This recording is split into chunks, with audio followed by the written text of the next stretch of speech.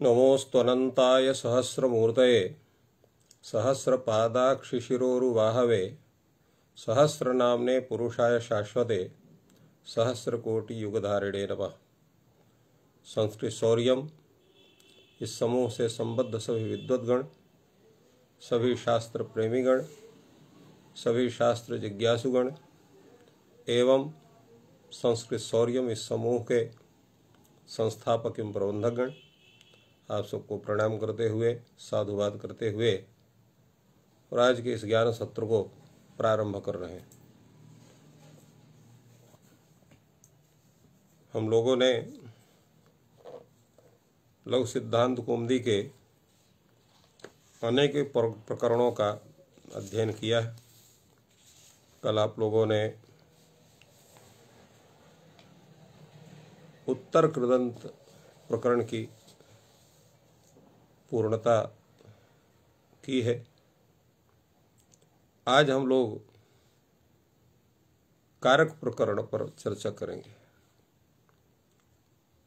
यद्यपि कारक प्रकरण का पूरा विचार तो सिद्धांत कौमुदी में ही उचित है और जिसकी चर्चा हम आगे करेंगे, किंतु ग्रंथ का भी सम्मान करना उतना ही आवश्यक है।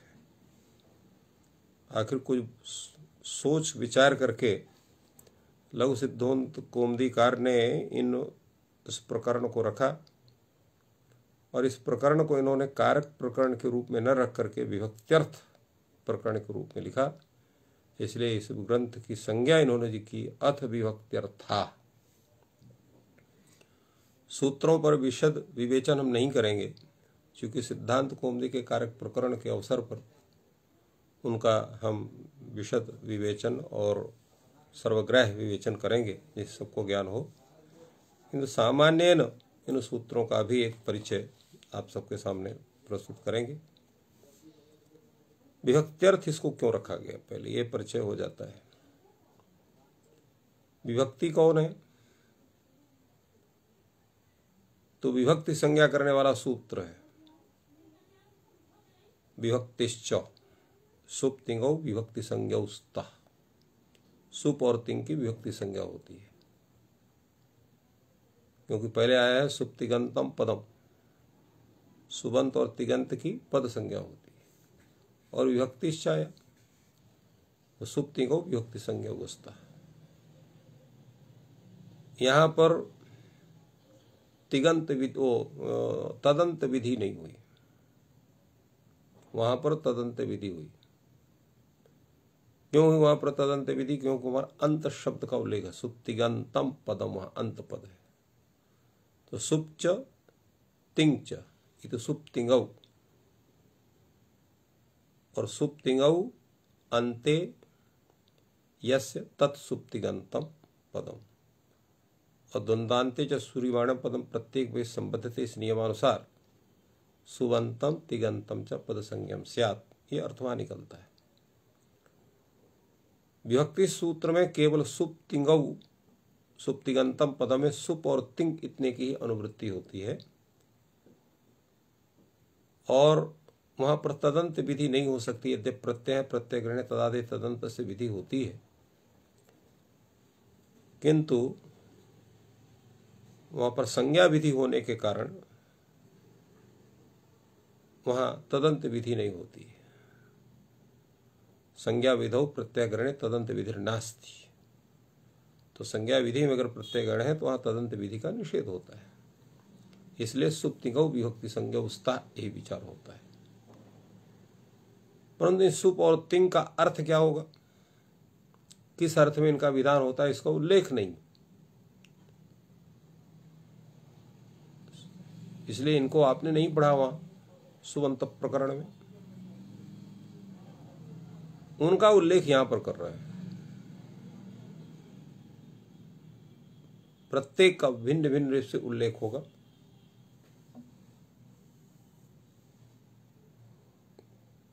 प्रथमा विभक्ति कहाँ होती है, द्वितीय विभक्ति कहाँ होती है, तृतीय विभक्ति कहाँ होती है, चतुर्थी, पंचमी, षष्ठी, सप्तमी आदि। इसलिए इसका नाम विभक्ति अर्थ। दूसरे अगर कारक प्रकरण कहते हैं तो कारक प्रकरण कहने से जो कारक विभक्तियां केवल उन्हीं का ग्रहण होगा, जो उपपद विभक्तियां उनका ग्रहण कहां से होगा? क्योंकि कहते हैं क्योंकि कारक तो 6 ही है, कर्ता कर्म च करणं च संप्रदानम तथैव च, और अपादानम अधिकरणम इत्यादि रूप में ये 6 कारक आपके माने जाते हैं। षष्ठी वो कारक में नहीं है, यद्यप उसके विषय में भी बड़ा विचार है, परंतु इस पर यहाँ विचार नहीं करेंगे। यहाँ इन्होंने सभी का विचार करने के लिए विभक्त्यर्थ इसको विकार प्रकरण को रखा, जिसका पहला सूत्र है आपका प्रातिपदिकार्थ लिंग परिमाण वचन मात्रे प्रथम। प्रातिपदिकार्थ लिंग परिमाण वचन मात्रे प्रथमा में भी यहाँ पर समास है, प्रातिपदिक शब्द है, प्रातिपदिक अर्थ लिंग परिमाण और वचन, इनमें यहाँ पर द्वंद्व। प्रातिपदिकस्य अर्थः प्रातिपदिकार्थश्च लिंगम च परिमाणम च वचनम च इति प्रातिपदिकार्थ लिंग परिमाण वचनानि इतरेतर द्वंद्व समास। और प्रातिपदिकार्थ लिंग परिमाण वचनानि एव, यहाँ अस्वपद विग्रह, एव शब्द से विग्रह हो रहा है, समास हो रहा है मात्र शब्द से। यहां मात्र शब्द है, प्रत्यय नहीं, इसलिए एव प्रातिपदिकार्थ लिंग परिमाण वचनानि एव, ये विग्रह है, अस्वपद विग्रह। अस्वपद स्वपद विग्रह क्या चीज है इसकी अभी चर्चा नहीं करेंगे, समास प्रकरण में इसका विशद व्याख्यान करेंगे। एक सामान्य रूप से समझ लीजिए कि जिन पदों के साथ समास हो रहा है उन्हीं से ही अगर लौकिक विग्रह वाक्य प्रदर्शन हो तो वो स्वपद विग्रह कहलाता है, और जहां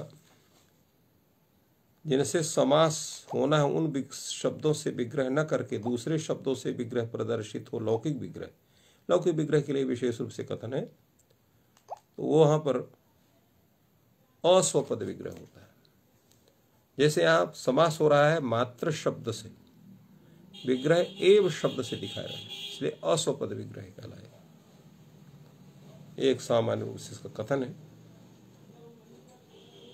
यहाँ पर एक सूत्र है मयूर व्यंसक आदेश सूत्र से, यहाँ समास होकर के प्रातिपदिकार लिंग परिमाण वचन मात्रम और सप्तमी विवक्षित होने से प्रातिपदिकार लिंग परिमाण वचन मात्रे प्रथमा। और एक परिभाषा है द्वंद्वान्तौ च श्रूयमाणम पदम प्रत्येकम अभिसंबद्धते, जैसे अभी हमने सुप्तिगंतम पदम के विषय में बतलाया था। तो द्वंद्व तो वचनानि तक है, उसके बाद मात्र शब्द है, द्वंद्व के अंत में पठित शब्द हो गया मात्र शब्द, उसका प्रत्येकम अभिसम प्रत्येक के साथ संबंध होता है, अर्थात प्रातिपदिकार्थ के साथ, लिंग के साथ, परिमाण के साथ, वचन के साथ। तो प्रातिपदिकार्थ मात्रे प्रथमा, लिंग मात्रे प्रथमा, परिमाण मात्रे प्रथमा, वचन मात्रे प्रथमा, ये इसका अर्थ होता है।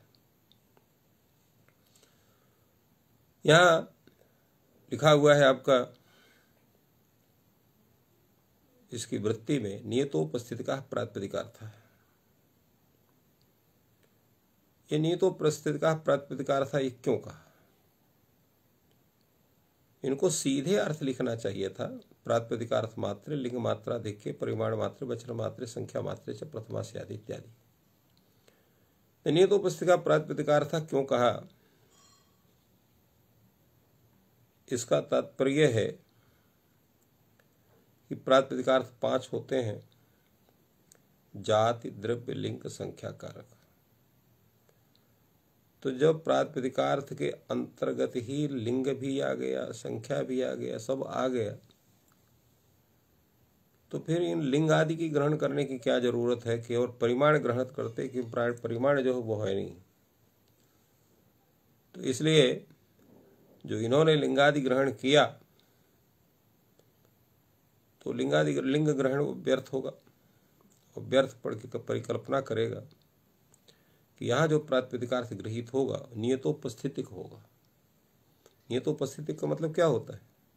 नियता व्यापिका उपस्थिति ज्ञानम यस्य सह नियतोपस्थितिका, जिसका ज्ञान नियत हो।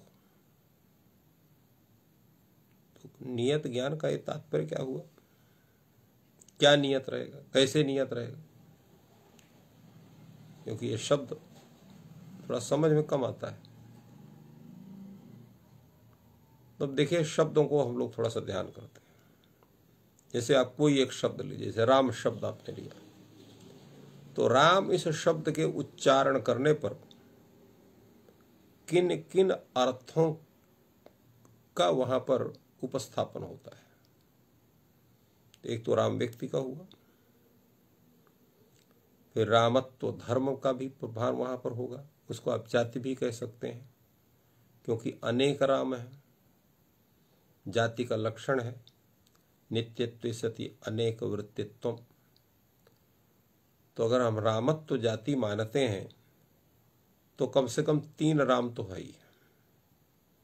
अगर आज देखें तो लाख करोड़ों राम हो जाएंगे, बहुत लोगों का राम नाम है। किंतु अगर ऐतिहासिक दृष्टि देखें तो 3 राम तो अवश्य हैं। एक सामान्य राम, एक परशुराम, एक बलराम। तीनों का मुख्य नाम राम ही है, किंतु परशु धारण करते इसलिए परशु विशिष्ट राम हो गए। और उस समय के सबसे बलवान होने के कारण, बल से युक्त होने के कारण बलराम हो गए। नाम सबका राम ही है।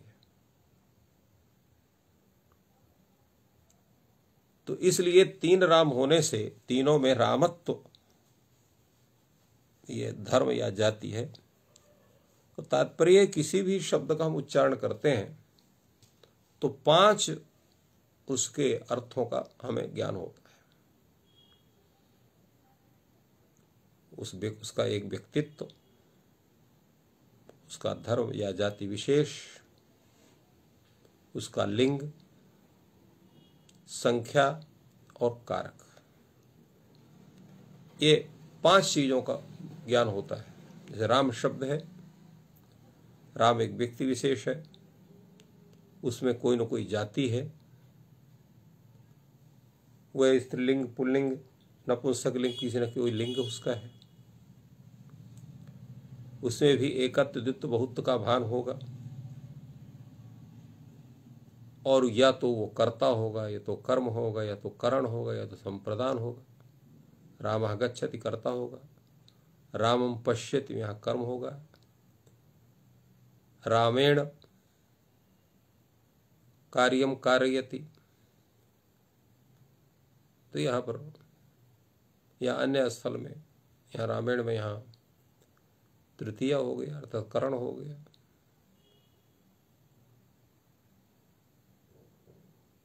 इसी तरह से रामाय ददाति संप्रदान हो गया, रामात गृह्णाति अपादान हो गया, रामे विश्वसिति राम पर विश्वास करता है, यहाँ अधिकरण हो गया। तो इस तरह से एक राम शब्द में प्रत्येक कारकों का भी मान हो रहा है, संख्या का भी मान। रामः गच्छति, रामो गच्छतः, रामाः गच्छन्ति, संख्या का तीनों का विधान हो रहा है। तो तात्पर्य हुआ जिस भी शब्द का आप उच्चारण करेंगे, जाति, व्यक्ति, लिंग, संख्या, कारक सबका होगा, भान होगा। तो प्रत्येक शब्द के उच्चारण में कारक की प्रतीति, संख्या की प्रतीति सर्वत्र अनियत है, वो नियम से हो ही नहीं सकती। एकत्व की विवक्षा होगी तो एक वचन का स्वरूप होगा, द्वित्व की विवक्षा होगी द्विवचन होगा, बहुत्व की विवक्षा होगी तो बहुवचन स्वरूप होगा। इसी तरह से कारक भी वो नियत नहीं हो सकता है। कर्ता की विवक्षा हो सकती है, कर्म की भी हो सकती है, करण की भी हो सकती है, संप्रदान, अपादान, अधिकरण, किसी की विवक्षा हो सकती है। किंतु ये 3 ये नियत रह सकते हैं।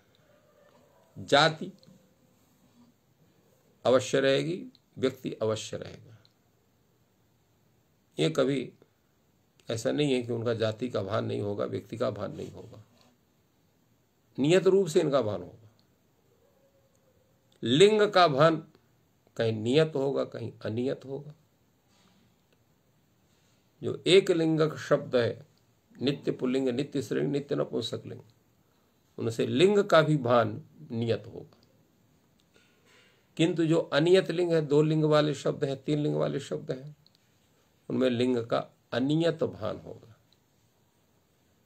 तो ये ज्ञान यहां हुआ कि नियतोपस्थितिका से कि जिस शब्द के उच्चारण करने पर जाति, व्यक्ति, लिंग इनकी नियत उपस्थिति होती है, वही प्रातिपदिकार के रूप में माना जाएगा। नियता व्यापिका उपस्थिति ज्ञानम यशसा नियतोपस्थितिका, और वही प्रातिपदिकार्थ। तो प्रातिपदिकार्थ में उससे ही प्रथमा विभक्ति होगी। ये प्रातिपदिकार्थ शब्द को लिंग ग्रहण के माध्यम से ये इसको हम लोग जानते हैं। मात्र शब्द से प्रत्येकम योगा, इसको हम बता चुके हैं। द्वंद्व के अंत में श्रीमाण पद होने के कारण सर्वत्र उसका संबंध होता है। अब ये सब के पश्चात इन्होंने अर्थ इसको बता दिया, जिस अर्थ को हमने आपके सामने पहले रखा था, प्रातिपदिकार्थ मात्रे का और लिंग मात्राद्याधिक्य का। लिंग मात्रा आदि के अधिक होने से हमने बतलाया जो नियत लिंग है उसमें तो प्रातिपदिकार्थ मात्र में प्रथमा भी होगी।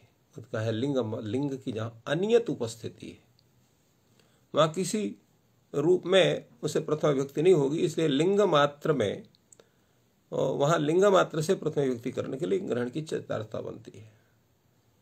इसी प्रकार परिमाण मात्र में प्रथमा विभक्ति कर ले परिमाण ग्रहण, और वचनम संख्या, वचन शब्द का उल्लेख है, संख्या शब्द का उल्लेख नहीं, वचन शब्द का उल्लेख। क्योंकि आपके सूत्र में भी जहां पर संख्या का आप ज्ञान करते हैं, वचन शब्द का ही उदाहरण वहां उल्लेख है। द्वे के द्विवचनैक वचने बहुषु बहुवचनम, वहां वचन का उल्लेख है, इसलिए वचन का। उच्यते गण्यते इति वचनम संख्या, जैसे गणना की जाए, उच्यते गण्यते अनेन इति वचनम, वचन परिभाषण धातु है, यहाँ पर उसको गणना अर्थ भी आप ले सकते हैं कि धातु नाम अनेके अर्था, इस नियम के अनुसार से, इसलिए वचन का अर्थ वहां संख्या होता है। इसलिए यहां पर अर्थ में लिखा परिमाण मात्रे संख्या मात्रे च प्रथमा हो। इनके उदाहरण दे दिए गए। प्रातिपदिकार्थ के कौन से उदाहरण हो सकते हैं? तो प्रातिपदिकार्थ के जो उदाहरण हैं वो आपके होंगे जिनका कोई लिंग नहीं होता है, कोई वचन नहीं होता है, ऐसे उदाहरण हो, या जो नियत लिंग शब्द है, इसलिए इन्होंने लिखा उच्चैहि नीचैहि उदाहरण दिया, क्योंकि उच्चैहि के उच्चारण करने से उच्चैहि व्यक्ति, उच्चैस्तु जाति और अव्ययत्व इनके नियमतः उपस्थिति होती है। ऐसा नहीं होता कि कभी इसमें किसी एक का भान ना हो। इसी प्रकार नीचे ही शब्द है। प्रश्न यह हो सकता है कि दोनों शब्दों को क्यों दिया? इस पर बहुत विचार हम नहीं करेंगे, क्योंकि जब यही विचार हो जाएगा तो सिद्धांत को में फिर क्या विचार होगा, इसलिए इतना इसको छोड़ देते हैं। कृष्णा श्री ज्ञानम में जैसे बताया, कृष्ण शब्द नियत लिंग है, केवल अर्थात नित्य पुल्लिंग है, श्री शब्द नित्य स्त्रीलिंग है, ज्ञान शब्द नित्य नपुंसक लिंग है। यहाँ पर भी कृष्ण कृष्णत्व पुंस्त, श्री में श्री ही श्रीत्व स्त्रीत्व, और ज्ञानम में ज्ञानम ज्ञानत्व और नपुंसकत्व इनके नियम उपस्थिति होती है। इसलिए इनमें प्रथमा विभक्ति प्रातिपदिकार्थ मात्र से होती है। लिंग मात्र में जहाँ लिंग की अधिक उपस्थिति होती है, जैसे तटः तटि तटम, तट शब्द की जब उच्चारण करे थे, तट व्यक्ति तटत्व जाति की नियम उपस्थिति है, किंतु लिंग की उपस्थिति अनियत है। कहीं पुंस्त्वेन वो उपस्थित होता है, कहीं स्त्रीत्वेन उपस्थित होता है, कहीं नपुंसकत्वेन उपस्थित होता है। प्रातिपदिकार्थ मात्र से प्रथम विभक्ति संभव न हो कारण होने के कारण लिंग मात्र में इसे प्रथमा विभक्ति का विधान होता है। परिमाण मात्र में जहां परिमाण का अधिक प्रतीति होती है वहां पर परिमाण मात्र से प्रथमा विभक्ति करने के लिए प्रयोग इन्होंने द्रोणोव्रीहि दिया। द्रोणोव्रीहि का विशेष विचार है जिसको हम लोग सिद्धांत कौमुदी पर चर्चा करेंगे। अब इतना ही समझना है कि द्रोण शब्द यहाँ परिमाणवाचक है, व्रीहि शब्द ये परिमाप्यवाचक है, तो परिमाप्य परिमापक भाव संबंध यहाँ पर है। तो परिमाणवाची जो द्रोण शब्द है उससे जो है यहाँ पर प्रथमा विभक्ति होती है। वचनम संख्या ये हम बता चुके हैं, वचन ये जो है संख्या अर्थ का बोधक है। और इसके उदाहरण आपका एक शब्द, द्विशब्द, बहुशब्द इन्होंने दिया। ये एक सामान्य उदाहरण है, अर्थात जितने भी संख्यावाचक शब्द हैं सबके सब में जो प्रथमा विभक्ति होगी वचन मात्र में ही होगी। इसके अनंतर आपका संबोधने च सूत्र है। एक चीज अभी बताना आवश्यक है कि ये प्रातिपदिकार्थ लिंग परिमाण वचन मात्रे प्रथमा, कर्मणि द्वितीया, कर्तिकरणे तृतीया, संप्रदाने चतुर्थी, अपादाने पंचमी, षष्ठी शेषे, सप्तम्यधिकरणे क्या, इन सूत्रों का हम उपयोग साधुत्व विधान करने पर कहां करेंगे? जब ये विभक्त्यर्थ बनेंगे। यद्यपि इसकी चर्चा हमने अजंत पुल्लिंग प्रकरण में प्रारंभ में ही हमने की थी कि जब वहां पर सौजन्यमोह सूत्र से पूरे 1 प्राप्त होते हैं तो वहां जब प्रथमा विभक्ति की विवक्षा होती है तो प्रातिपदिकार्थ लिंग परिमाण वचन मात्र प्रथमा सूत्र से प्रथमा विभक्ति का नियमन होता है।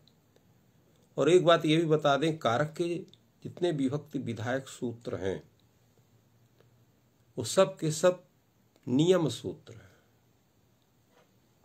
कुछ लोगों को थोड़ा सा अटपटा लगेगा क्योंकि सूत्र लिख में नियमन ऐसा नहीं लिखा हुआ कहीं। जैसे अभी आपने इसकी वृत्ति पढ़ा, इसमें लिखा प्रथमा स्यात्, कर्मणि द्वितीया में लिखा अनुक्ते कर्मणि द्वितीया स्यात्। तो स्यात् इस कथन से यह होता है कि इनका विधान होता है, साक्षात प्रथम विभक्ति का, साक्षात द्वितीय विभक्ति का, साक्षात तृतीय विभक्ति का विधान करते हैं। परंतु ऐसा नहीं, विधान जो होता है वो अपूर्व का होता है, प्राप्त का नहीं होता। प्राप्त का जो विधान होता है वो नियम होता है। जैसे 21 प्राप्त हो रहे हैं तो 21 में सुऔजस का ही विधान हो, अमौषस का विधान न हो, इस बात को कौन बताएगा? इस बात को प्रातिपदिकार्थ लिंग परिमाण वचन मात्र प्रथम बतलाएगा। इसी तरह से अमौषस का ही विधान हो, अन्य का ना हो, इसको कौन बतलाएगा? कर्मणि द्वितीया ये बताएगा।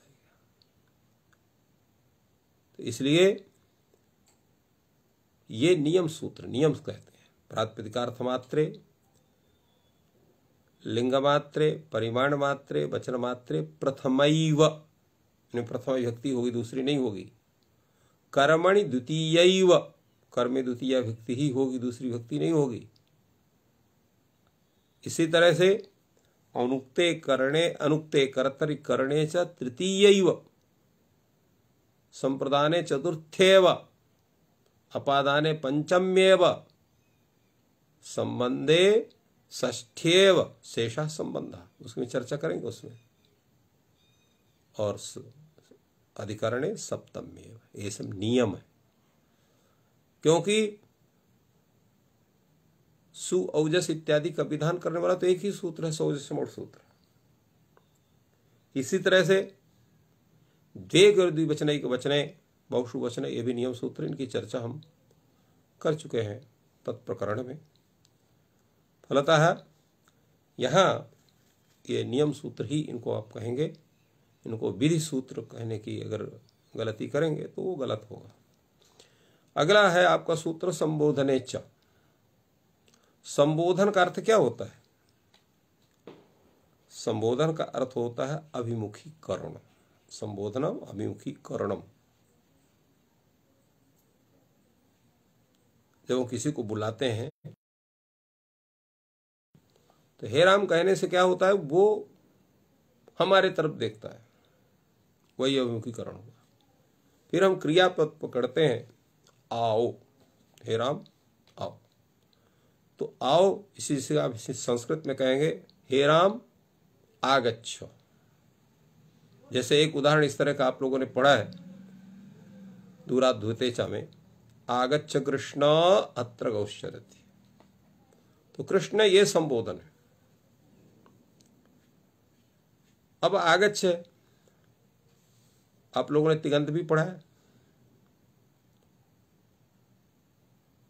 तो वहां तिंगवाच्य कारक वाचिन युष्मदि प्रयुज्यमाने अप्रयुज्यमाने च मध्यमा स्यात्, ये वृत्ति है युष्मद द्विपदे समानाधिकरण स्थाने मध्यमा की। तो हे राम आगच्छ ये प्रयोग नहीं हो सकता है। क्यों? कि अगर वहां राम ये तिंगवाच्य कारक वाची मानेंगे तो युष्मत शब्द हुआ नहीं, तो वहां प्रथम पुरुष का विधान होगा। क्योंकि प्रथम पुरुष कहां होता है? प्रथम मध्यमोत्तमयो रविषये प्रथमस्य। मध्यम और उत्तम का जो विषय नहीं है वहां पर प्रथम होता है, प्रथम पुरुष होता है।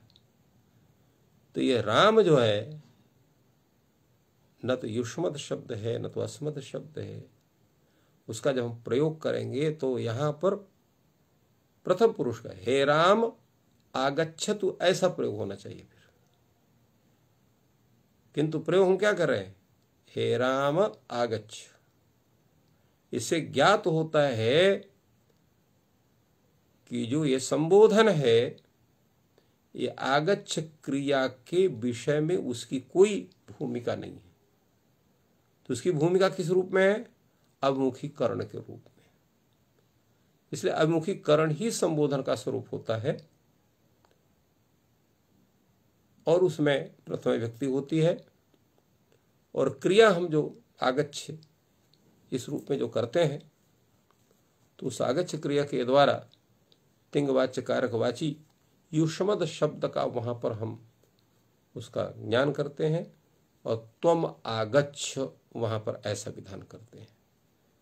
इस पर पूरा विचार हम करेंगे सिद्धांत कौमुदी के प्रकरण में।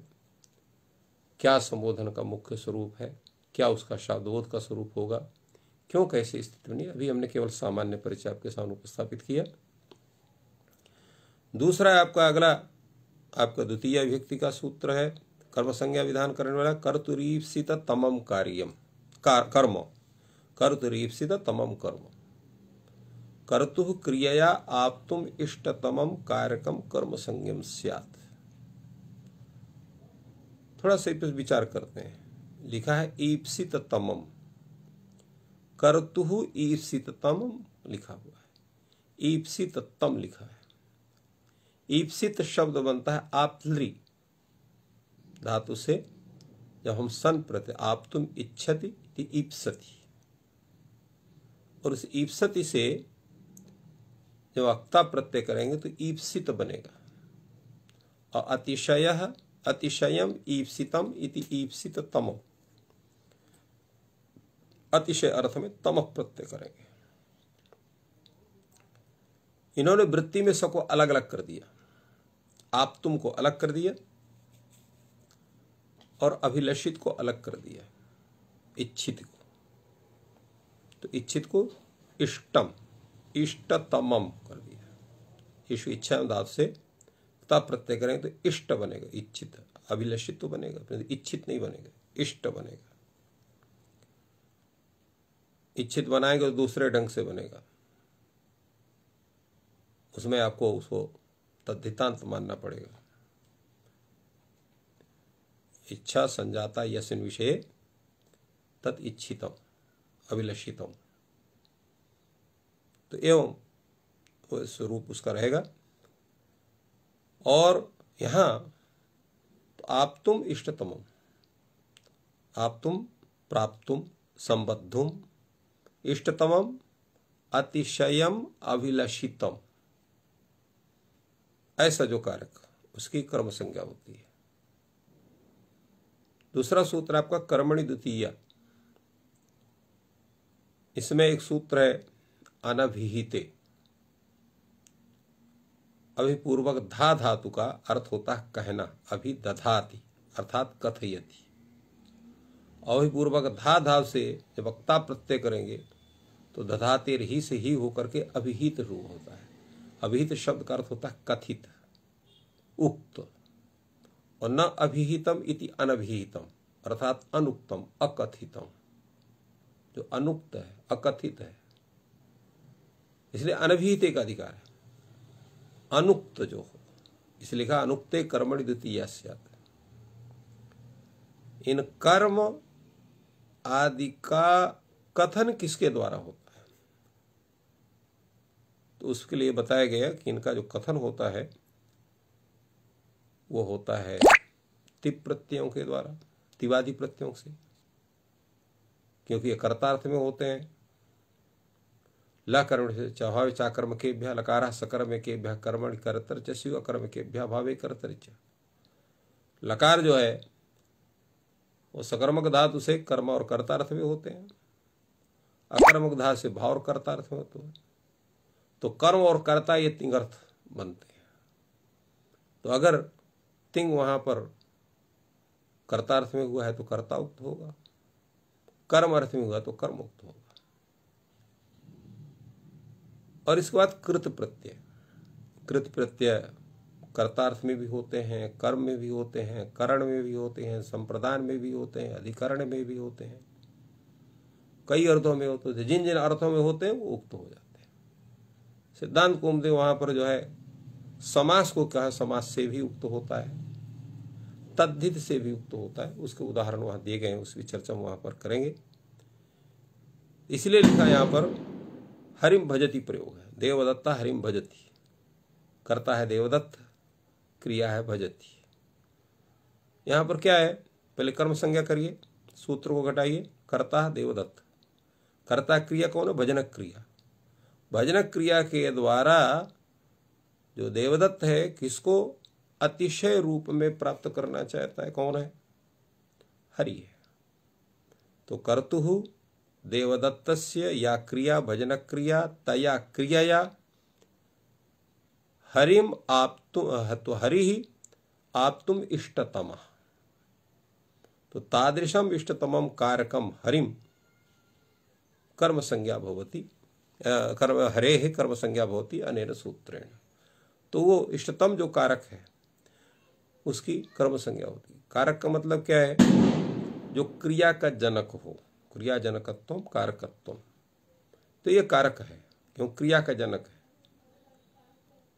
अगर वो हरि को प्राप्त नहीं करना चाहता है अपनी क्रिया के द्वारा, तो वह हरि अगर उद्देश्य नहीं है प्राप्त करने का तो भी भजनक क्रिया नहीं होगी। और अगर भजन करने वाला ही कोई नहीं है तो भजनक क्रिया नहीं होगी। तो देवदत्त करता है, उसका भी क्रिया के साथ अन्वय होता है। हरि जो है वो उस क्रिया का उद्देश्य बनता है, इसलिए उसके द्वारा भजनक क्रिया होती है। तो इस तरह से ये कारक होने के कारण, क्रिया के जनक होने के कारण ये कारक हैं। फलतः इनकी कर्म संज्ञा होती है। कर्म संज्ञा होने से अब ये जो हरिनिष्ठ कर्म है किसी के द्वारा नहीं कहा, क्योंकि भजति में जो ती है वो कर्तार्थ में, इसलिए कर्ता उक्त है, और कर्ता उक्त होने से कर्ता में प्रथमा होती है। इसलिए लिखा अभिहिते तु कर्मादौ प्रथमा, आदि पद से संपूर्ण कारक।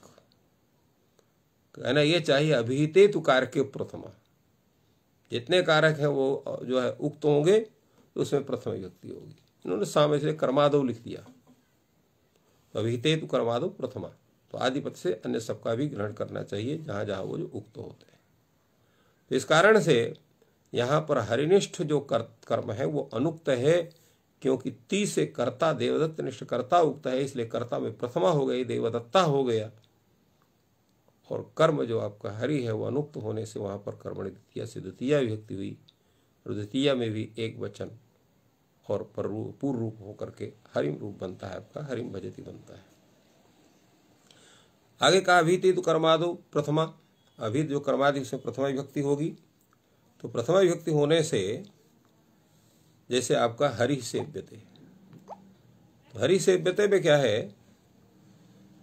कि यहाँ पर सेव्यते में सेव धातु से जो यहाँ पर प्रत्यय हुआ है, ताप प्रत्यय हुआ है, वो कर्म अर्थ में हुआ है,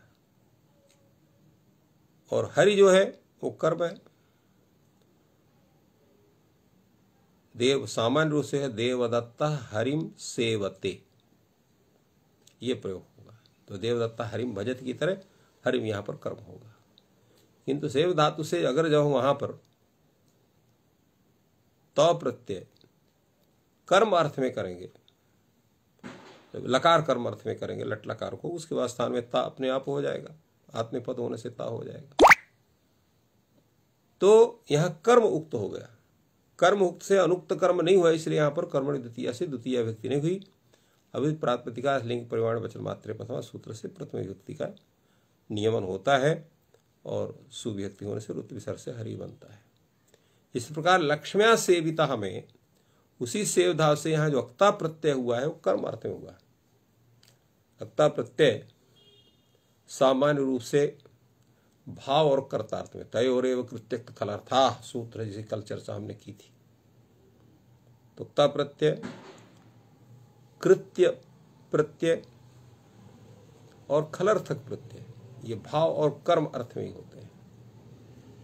वस्तुतः प्रत्यय के और भी अर्थ हैं, कर्ता अर्थ में भी होता है, अन्य अर्थों में भी होता है, परंतु सामान्य रूप से प्रत्यय भाव और कर्म अर्थ में होता है। तो यहाँ पर सेव धातु से जगता प्रत्यय कर्मर्थ में हुआ है, कर्म यहाँ पर उक्त होता है, और कर्म उक्त होने से कर्ता अनुक्त होता है। तो यहाँ कर्ता में यहाँ इन्होंने तृतीया दिखाया, लक्ष्म्या सेविता दिखाया। तो कह कर्म जो उक्त है वो कहाँ है, वो तो यहाँ उल्लिखित नहीं है। तो कहा कर्म आप पहले प्रयोग से ले लीजिए, पहला प्रयोग कौन है, हरि सेव्यते, उससे आप हरि को उधार ले लीजिए। तो स्वरूप क्या बन जाएगा, लक्ष्म्या सेवितो हरि, या लक्ष्म्या सेविता हरि। तो हरि शब्द ये कर्म है, और कर्तनिष्ठ कर्म जो है सेविता में अक्ता प्रत्यय से उक्त होने के कारण यहाँ प्रथमा विभक्ति हो गई है।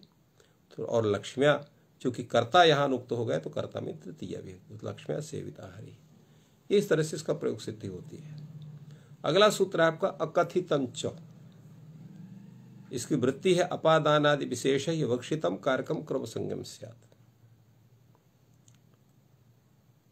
अपादानादि विशेष विवक्षितम कारकम क्रम संगम स्यात्, इसका मुख्य तात्पर्य क्या है। तो नियम यह है कि विवक्षातः कारकाणि भवन्ति, विवक्षा से ही कारक बनते हैं। जिस शब्द से जिस कारक को आप कहना चाहेंगे उस शब्द से वही कारक का स्वरूप बनेगा। जैसे उदाहरण ले लीजिए, राम शब्द है, राम कहे आप कहना चाहते हैं राम को हम कर्ता बनाएंगे, तो आप क्या प्रयोग करेंगे, रामः गच्छति। आपकी इच्छा हो गई राम शब्द को हम कर्म बनाएंगे, तो रामम पश्यति। आप कहेंगे इसको हम करण बनाएंगे, तो वहां पर करण रूप उसका प्रयोग करेंगे। संप्रदान बनाएंगे, संप्रदान बनेंगे संप्रदान के रूप में, अपादान के रूप में, अधिकरण के रूप में, जैसा चाहेंगे उसका प्रयोग कर सकते हैं। तो विवक्षातः कारकाणि भवन्ति, ये नियम भाष्यकार के द्वारा माना जाता है। इसलिए यहां लिखा अपादानादि विशेष ही अविवक्षितम कारक। जब अपादानादि विशेष वो अविवक्षित कारक होता है, अर्थात उसको अपादानत्व के रूप में उससे आप कारक जो है उसकी विवक्षा नहीं करते हैं, संप्रदानत्व के रूप में, अधिकरणत्व के रूप में, करणत्व के रूप में उसकी विवक्षा नहीं करते हैं, तो ऐसा जो कारक हो अपादानादि विशेष से अविवक्षित कारक कहा जाता है। तो ऐसे कारक की कर्म संज्ञा होती है। अब कर्म संज्ञा होती है, प्रश्न हो सकता है क्या सर्वत्र किसी भी धातु के प्रयोग में इनकी कर्म संज्ञा हो सकती है। अपादानादि विशेष योक्षित की कोई कुछ गिनती की धातु है, तो वार्तिककार ने कहा कि नहीं, वो गिनती की धातु है, सबसे नहीं हो सकती है। कौन सी धातु है? तो दुह्याच, पचदंड, रुधि, प्रच्छी, त्री, भू, शास, जी, मथ, मुषाम, कर्मयुक्त स्याद कथितम तथास्या नीहि कृष्वहम। दुह धातु, याच धातु, पच धातु, दंड धातु, रुध धातु, प्रच्छ धातु, ची धातु, भ्रू, शास, जी, मथ, मुष और नी, ह्री, कृष्व, इतने धातु हैं।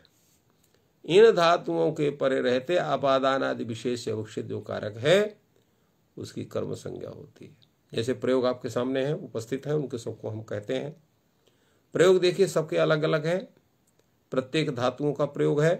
गाम दोग्धि पयः बलिम याचते वसुधाम, तंडुलान ओदनम पचति, गर्गान शतम दंडयति, ब्रज मवरुणद्धिगाम, माणवकम पंथानम पृच्छति, वृक्षम अविचिनोति फलानि, माणवकम धर्मम बुरुते शास्ति वा, शतम जयति देवदत्तम, सुधाम क्षीरनिधिम मथनाति, देवदत्तम शतम पुष्णाति, ग्राम ग्रामम अजाम नयति हरति कर्षति वहति वा। ये सब प्रयोग है। इनका एक संक्षेप में हम कथन करते हैं। जहां जिससे जो पृथक होता है वहां पर अपादान होता है। जैसे गाम दोग्धि पया, तो गो से जब गाय का आप दोहन करते हैं तो दूध को गाय से अलग करते हैं, उसके थन से दूहते हैं। तो यहां पर जो गौ में गो शब्द है उसमें अपादान होना चाहिए, गो हो पयः दोग्धि होना चाहिए। तो गोनिष्ठ जो अपादान, तो उसकी विवक्षा आपने कर दिया। तो जो आप अविवक्षा करेंगे तो वहां पर क्या होगा? कोई ना कोई तो अर्थ होगा वहां। कौन सा अर्थ होगा वहां? अपने अपादानत्व के रूप में अविवक्षा कर दी, तो क्या वो कर्म हो जाएगा? कर्मत्व विवक्षा करेंगे, उसकी कर्णत्व विवक्षा करेंगे, क्या विवक्षा उसको करेंगे? इसका उल्लेख नहीं है। यदि सामान्य रूप से जहां पर किसी भी कारकत्व की अविवक्षा होती वहां पर संबंध विवक्षित होता है, तो यहां पर भी उसी स्थिति में बनेगा, संबंध वहां विवक्षा हो, क्योंकि दो ही स्वरूप हैं, या तो कारक का स्वरूप है या संबंध का स्वरूप है। इसलिए अब षष्ठी शेष सूत्र में आप जाएंगे, वहां लिखा हुआ है कारक प्रातिपदिक व्यतिरिक्त स्वस्वामी भावादि संबंध शेष। कारक प्रातिपदिकार से व्यतिरिक्त स्वस्वामी भाव संबंध है। तो जब अपादानादि से अविवक्षित होगा, उसका स्वरूप क्या बनेगा? केवल संबंध का स्वरूप बनेगा। तो सामान्य अर्थ करेंगे हम तो क्या अर्थ करेंगे? गो संबंधी दूध का दोहन, ये उसका स्वरूप बनेगा। अब इन्होंने क्या किया कि वो वहां पर उस कारक का अपादान से विकसित जो कारक गो है उसमें उन्होंने उसकी कर्म संज्ञा इस सूत्र से कर दी। तो इसलिए गाम पयः दोग्धि, ये अर्थ उसका बन जाएगा। इसी प्रकार बलिम याचते वसुधाम, तो बलिम याचते वसुधाम में क्या होगा? बलि से वसुधा का अलग हो रहा है, इसलिए बलि क्या हो जाएगा वहां? वो भी अपादान हो जाएगा। तंडुलान ओदनम पचति, तो यहां पर जो तंडुल है वो क्या है? वो ओदन के निर्माण में उनके क्या वो साधन है। तो साधन क्या है? कर्णत्व उनकी विवक्षा होगी वहां। इसी प्रकार गर्गान शतम दंडयति में गर्गों को 100 रुपए का दंड लगाता है, इसका तात्पर्य क्या हुआ? तो गर्गों से 100 रुपए दंड के रूप में स्वीकार करता है। तो यहां गर्भ भी क्या हो गए? अपादान होंगे। इसी प्रकार ब्रजम अवरुणद्धिगाम में ब्रज में गायों को रोकता है, तो ब्रज क्या है? गाय के अवरोधन का ब्रज अधिकरण बनता है, तो अधिकरण की अविवक्षा होती है। इसी प्रकार माणवकम पंथानम पृच्छति, तो माणवकम पंथानम पृच्छति में यहां पर क्या होगा? तो कहा यहां पर माणवक से मार्ग विषयक ज्ञान को प्राप्त कर रहा है, उसकी जानकारी ले रहा है। तो इसलिए यहां पर बुद्धिकृत अपादानत्व, साक्षात अपादानत्व नहीं है, बुद्धिकृत अपादानत्व मान करके और माणवकात पंथानम पृच्छति होगा। वहाँ पर सामान्य स्वरूप और उसमें माणवकनिष्ठ जो अपादानत्व उसकी अविवक्षा करेंगे और इस सूत्र से उसकी कर्म संज्ञा करेंगे। इसी प्रकार जो है वृक्षम अविचनोति फलानि, यहाँ स्पष्ट रूप से वृक्ष से फल का चयन कर रहा है, इसलिए अपादान यहाँ है ही है। माणवकम धर्मम ब्रूते शास्ति व, यहाँ माणवक यहाँ पर धर्म कथन के प्रति क्या है, उद्देश्य बनता है, अर्थात माणवकम उद्देश्य धर्मम ब्रूते शास्ति। तो उद्देश्य होने से क्या होगा, ये संप्रदान होगा, अर्थात धर्म संबंधी ज्ञान उसको दे रहा है, इसलिए माणवकाय धर्मम ब्रूते शास्ति व, इस तरह से उसका संप्रदान का स्वरूप होगा। विवक्षा होने से इसकी कर्म संज्ञा होगी। शतम जयति देवदत्तम में भी है, देवदत्तात शतम जयति, यहाँ पर भी अपादानत्व का स्वरूप तत्व उसमें देवदत्त निष्ठ अपादानत्व की विवक्षा होने से इस सूत्र से उसकी कर्म संज्ञा। सुधाम क्षीर निधि मतनाति, यहां पर क्या होगा, तो क्षीर निधि का मंथन कर रहा है। क्यों कर रहा है, सुधा प्राप्त करने के लिए। तो यहां सुधा जो है ये संप्रदान का स्वरूप होगा, तादर्थ्य चतुर्थी यहां पर सुधाई क्षीर निधि मतनाति यहां पर, और सुधानिष्ठ जो संप्रदान है उसकी अब जो है अविवक्षा करने पर इस सूत्र की प्रातिपदिक क्या न कर्म संज्ञा होती है। कुछ लोग इसमें भिन्न विचार रखते हैं। कुछ लोग ये कहते हैं कि सुधाम मथनाति, अर्थात मंथन क्रियया क्षीर निधे सुधाम प्राप्नोति। तो इस प्रकार क्षीर निधि में ये जो है ये क्षीर निधि निष्ठ जो अपादानत्व उसकी अविवक्षा की जाती है। इस पर विशेष चर्चा सिद्धांत कौमुदी में हम करेंगे और बहुत विचार इसमें है। क्या वास्तविक इसका स्वरूप है, नागेश भट्ट क्या मानते हैं, प्रौढ़ मनोरमाकार क्या मानते हैं, भाष्य का सिद्धांत इसमें क्या है और वास्तविकता क्या है, इस पर चर्चा होगी। देवदत्तम शतम उष्णाति, यहाँ पर भी है देवदत्त 100 रुपये उसका चुराता है, तो देवदत्तात शतम उष्णाति, यहाँ पर भी अपादान की अविवक्षा है। इसी प्रकार ग्रामम अजाम नयति हरति कर्षति वा, यहाँ ग्राम अधिकरण है, अधिकरण की अविवक्षा होने से इसकी कर्म संज्ञा होती है। साथ में ये बतलाते हैं कि यह जो संज्ञा है ये तत्त धातु निबंधना नहीं, अपितु अर्थ निबंधना है। जिन धातुओं का परिगणन किया गया है उन धातुओं के जो अर्थ हैं और उस अर्थ के वाचक जो अन्य धातु हैं उनके प्रयोग रहने पर भी जो अपादान से अविवक्षित जो कारक उनकी कर्म संज्ञा होती है। जैसे उदाहरण के लिए उन्होंने 2 उदाहरण यहाँ उपस्थित किया ग्रंथकार ने। बलिम भिक्षते वसुधाम माणवकम धर्मम भाष्यते अविदत्ते वक्ति। तो यहां भिक्ष धातु का प्रयोग हुआ है और परिगणित धातु में याच धातु का प्रयोग हुआ है।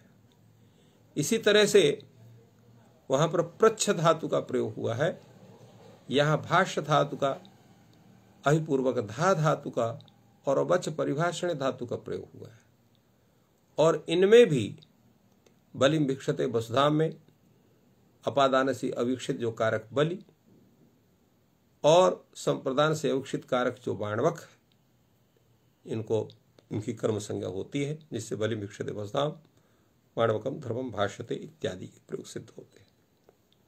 तो इस तरह से द्वितीय विभक्ति का स्वरूप पूर्ण होता है। अगला आपका विभक्ति है तृतीय विभक्ति। इसमें 3 सूत्र हैं। कर्ता किसे कहते हैं, करण किसे कहते हैं, तृतीया कहाँ होती है, ये 3 प्रश्न होते हैं।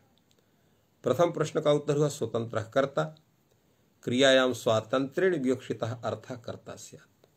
क्रिया में जो स्वतंत्र रूप से विवक्षित है, स्वतंत्र से विवक्षित क्या मतलब क्या होता है कि क्रिया के विधान में किसी के भी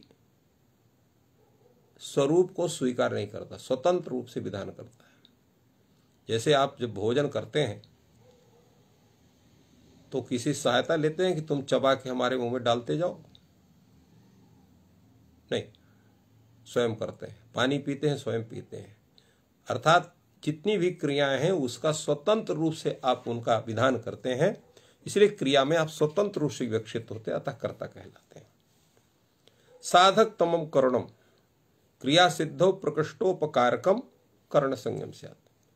क्रिया की सिद्धि जो प्रकृष्ट उपकारक, प्रकृष्ट उपकारक का तात्पर्य क्या होता है कि क्रिया की सिद्धि में जो प्रमुख साधन है, जिस साधन के बिना उस क्रिया की सिद्धि या तो विलंब से होगी और या तो होवे नहीं करेगी। जैसे असिना छिनत्ती है, तो बिना असी के उसका छेदन नहीं हो सकता है। इसी प्रकार याने न गच्छति है, तो बिना यान के भी गमन आपका हो सकता है, किंतु शीघ्र गमन कार्य की सिद्धि नहीं होगी, गमन क्रिया की सिद्धि नहीं होगी। तो दो तरह से यह प्रकृष्टोपकारकता बनती है, शीघ्र क्रिया संपादन में और संपूर्णतया क्रिया संपादन में। जैसे सिनाच्छिन्नति में पूर्ण रूपेण उसकी उपस्थिति आवश्यक है, किंतु यान की उपस्थिति पूर्णतः उपस्थित नहीं है, वो क्रिया की शीघ्र संपादनार्थ उसकी उपस्थिति बनती है। तो दो तरह का इसका स्वरूप होता है, इसलिए क्रिया सिद्धो प्रकृष्टोपकारकत्व, पूर्ण रूपेण क्रिया संपादने उपकारकत्वम अथवा क्रिया सिद्धौ शीघ्रता क्रिया सिद्धौ शीघ्रतया उपकारकत्व। तो ये दो रूप से उसका उपकारकता बनता है, उसकी कर्ण संज्ञा होती है। यथा यानेन गच्छति, असिना छिन्नति, कर्तृकर्णयोः तृतीया, अनभिहिते कर्तृकर्णे च तृतीया स्यात्। अनभिहित की व्याख्या हम कर चुके हैं, कर्ता अनभिहित है अथवा कर्ण अनभिहित है, इन दोनों से तृतीया व्यक्ति होती है। दोनों का उदाहरण उन्होंने एक साथ दिया। रामेण बाणेन हतो बाली, हन धातु है, सक्ता प्रत्यय हुआ है, कर्म अर्थ में हुआ है, तो कर्म अर्थ होने से कर्म उक्त होगा, किंतु कर्ता और कर्ण अनुक्त हो गए। कर्म कौन है यहाँ पर? बाली। तो बाली निष्ठ जो कर्म है वो अनुक्त हो गया, इसलिए वहां प्रथम व्यक्ति हो गई। राम कर्ता है क्योंकि हनन क्रिया में स्वतंत्र रूप से विवक्षित है। बाण क्या है? बाण ये कर्ण है। क्यों कर्ण है? कि हनन क्रिया का प्रकृष्टोपकारक, शीघ्र उसका हनन हो गया। नहीं उसके पास आप जाते, उससे लड़ते, जब जीतते उसे तब उसको मारते।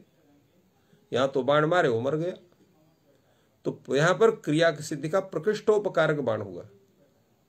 तो जो है क्रिया हनन क्रिया में स्वतंत्र रूप से विकसित होने से रामकृत की कर्ता संज्ञा, हनन क्रिया में का प्रकृष्टोपकारक होने से बाण की कर्ण संज्ञा होती है। और दोनों चूंकि अनुक्त है इसलिए कर्तृकर्ण तृतीय सूत्र से वहां पर तृतीय व्यक्ति होती है। इस तरह से आपकी तृतीय कारक की पूर्णता बनती है। आपका इसके बाद है आपका संप्रदान कारक। ये लिखता है कर्मणा यम अभिप्रैति संप्रदानम। यहां पर भी तीन सूत्र हैं। तो दानस्य कर्मणा अर्थात दा धातु का या दानार्थक धातु, दा धातु नहीं दानार्थक धातु का जो कर्म, उस कर्म के माध्यम से यम अभिप्रैति संबद्धुम इच्छति संप्रदान संज्ञा स्यात्, तत्कारकम संप्रदान संज्ञम स्यात्, या सह शब्द संप्रदान संज्ञा का स्यात् इत्यादि। यहां पर वैसा इसका होना चाहिए दानस्य कर्मणा यम अभिप्रैति तत्कारकम संप्रदान संज्ञम स्यात्। यह स्वरूप होना चाहिए कि दान के कर्म के माध्यम से जिससे संबंध करना चाहता है, जिसको चाहता है, उस कारक विशेष की संप्रदान संज्ञा होती है। चतुर्थी संप्रदाने और अनुक्ते संप्रदान, अनुक्त का ज्ञान यहाँ पर शब्द के संबंध कर रहे हैं। यहाँ इन्होंने लिखा नहीं है, चूंकि सुपूर्व में लिख दिया है तो उसका ही ज्ञान करना चाहिए। तो अब अनुक्ते संप्रदाने चतुर्थी स्यात्, अनुक्त संप्रदान में चतुर्थी होती है, विप्राय गाम ददाती प्रयोग है। तो देवदत्ता विप्रायगाम ददाति। देवदत्त यहाँ करता है। दानार्थक धातु दा धातु है। दानार्थक धातु का कर्म यहाँ पर गौ है। उसके द्वारा यहाँ पर देवदत्त किससे संबद्ध होना चाहता है? विप्र से। इसलिए तत्कारक कौन हुआ? तादृश कारक विप्र हुआ। उस विप्र की संप्रदान संज्ञा होती है। और चूंकि यह अनुक्त संप्रदान है, ददाति में जो ती प्रत्यय है वो किसमें है? कर्ता अर्थ में, इसलिए कर्ता उक्त हुआ। देवदत्त यहाँ कर्ता देवदत्ता है, इसलिए नहीं देवदत्तेन होता। और विप्रनिष्ठ जो संप्रदान है वो अनुक्त है। गोनिष्ठ जो कर्म है वो अनुक्त है, इसलिए गो में यहाँ कर्म संज्ञा होने से द्वितीय विभक्ति। और संप्रदान जो विप्र है तो चतुर्थी संप्रदान चतुर्थी विभक्ति होती है। विप्रायगाम ददाति होता है। एक सूत्र यहाँ पर इन्होंने उपस्थापित कर दिया उपपद विभक्ति का। नमः स्वस्ति स्वाहा स्वधा आरंभ षट योगाच्च। नमः के योग में, स्वस्ति के योग में, स्वाहा के योग में, स्वधा के योग में, अलम के योग में, वषट के योग में विद्यमान जो प्रातिपदिक है उससे चतुर्थी व्यक्ति होती है। एभिर् योगे चतुर्थी स्यात्। हरये नमः प्रजाभ्यः स्वस्ति अग्नये स्वाहा पितृभ्यः स्वधा अलम इति पर्याप्त्यर्थग्रहणं तेन दैत्येभ्यो हरिरलम प्रभु समर्था शक्ता इत्यादि। अब यहाँ पर हरे नमा में नमः के योग में हरि में चतुर्थी हो गई है। स्वस्थ योग में प्रजाभ्या में चतुर्थी है। स्वाहा के योग में अग्नये में चतुर्थी है।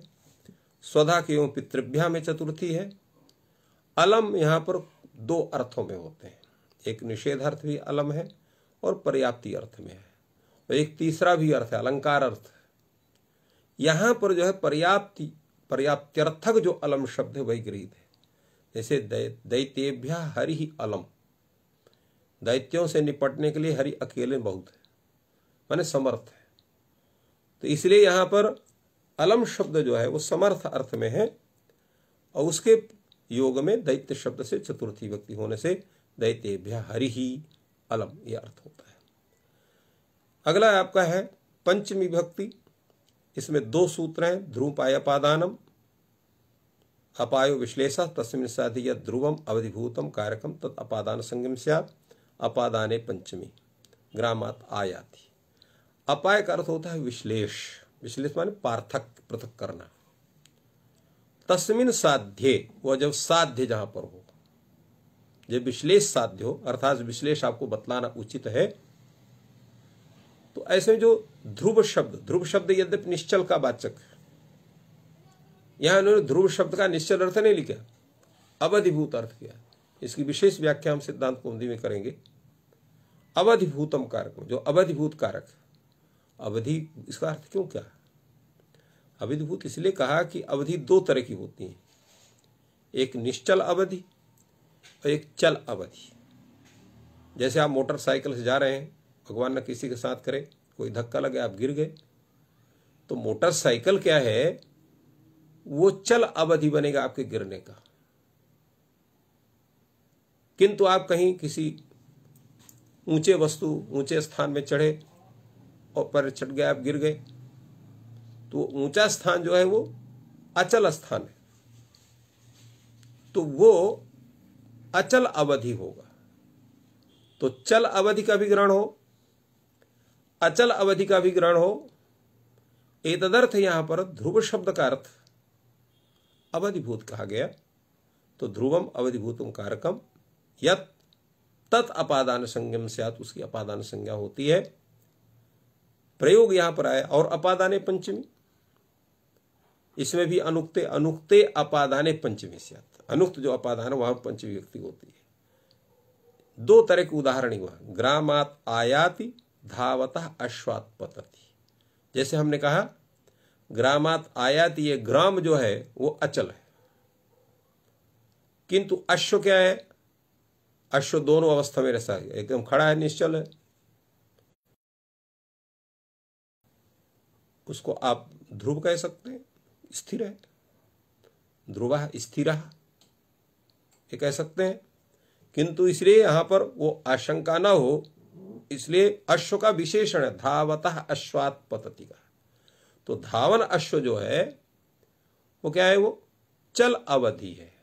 ग्राम अचल अवधि है, धावन अश्व चल अवधि है। और यहां पर अपाय साध्य है, क्योंकि ग्राम से आगमन तब तक संभव नहीं है जब तक ग्राम का त्याग न हो। अश्व से पतन तब तक संभव नहीं है जब तक उसका जो है वहां उसका त्याग नहीं हो रहा किसी भी रूप में। इसलिए अपाय साध्य है।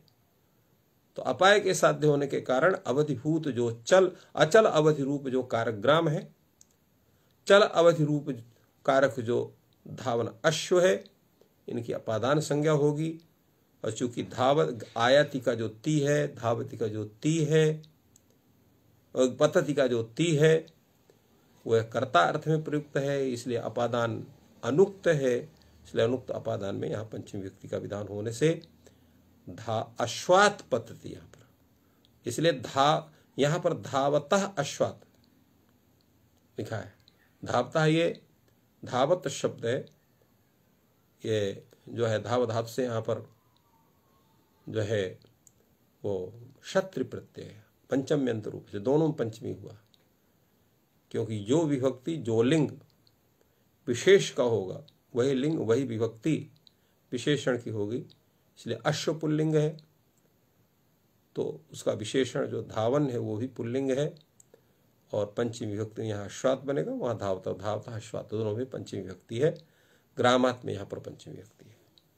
अगला सूत्र आपका है षष्ठी शेषे, जो हमने बतलाया था। शेष का अर्थ है कारक प्रातिपदिकार्थ व्यतिरिक्त स्वस्वयं भावति संबंध शेषा, जो न तो कारक है और न तो प्रातिपदिकार्थ है। अब ये कारक प्रातिपदिकार्थ दोनों क्यों कहा गया, इसकी विशेष विवेचन हम बाद में करेंगे। तो ऐसा कौन होगा, स्वस्वामिभाजित संबंध।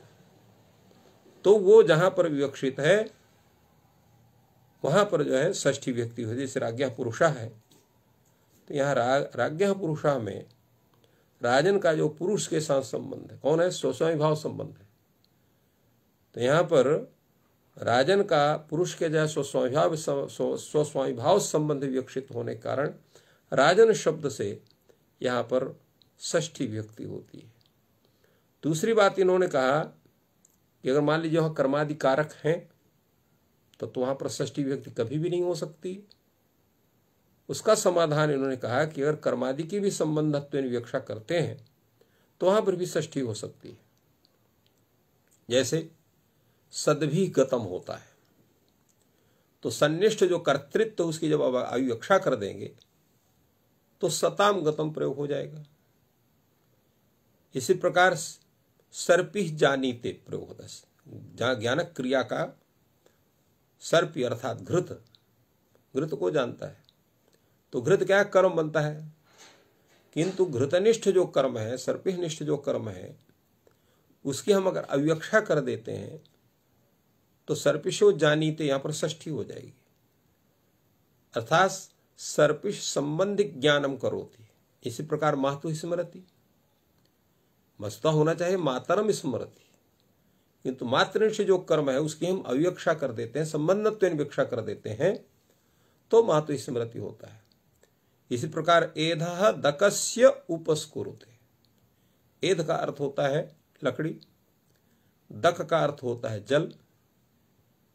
तो एध जो है वो दक अर्थात जल के गुण को धारण करता है। तो जल का गुण क्या है, अग्नि को बुझा देना। तो उसका ऐसा कौन कर रहा है, एध अर्थात लकड़ी कर रही है। क्यों कर रही है, गीली है कि जब जलाते हैं तो वो जलती नहीं है, अभी तो बुझ जा रही है अग्नि। तो इस तरह से ये है। इसी प्रकार भजे शंभोश्चरणयो हो, यहाँ शंभु को जो चरण है, जो चरण है ये कर्म है, किंतु यहाँ पर भी तन्निष्ठ कर्म की विवक्षा होती है। तो इस तरह से ये उदाहरण बनते हैं। अगला आपका अगली विभक्ति है आपका सप्तमी विभक्ति आधारोधिकरणम, कर्तृकर्म द्वारा तनिष्ठ क्रिया आधार कारकम अधिकरण संज्ञम स्यात्।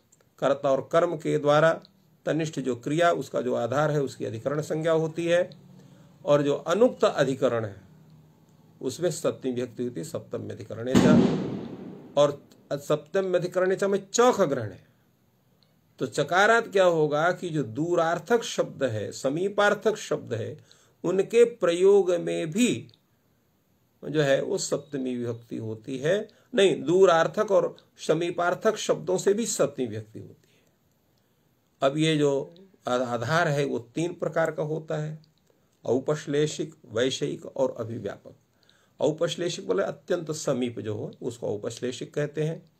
जो विषय के आधार पर जो आधार उसको वैषयिक, और जो संपूर्ण अवयव को व्याप्त करके जो उपस्थित हो ऐसे आधार को अभिव्यापक आधार कहते हैं। प्रथम का उदाहरण कटे आस्ते है, क्योंकि कट मतलब होता है चटाई या कोई आसन विशेष, उसमें बिना चिपके आप बैठ नहीं सकते, इसलिए यहां पर औपश्लेषिक का उदाहरण ये होता है।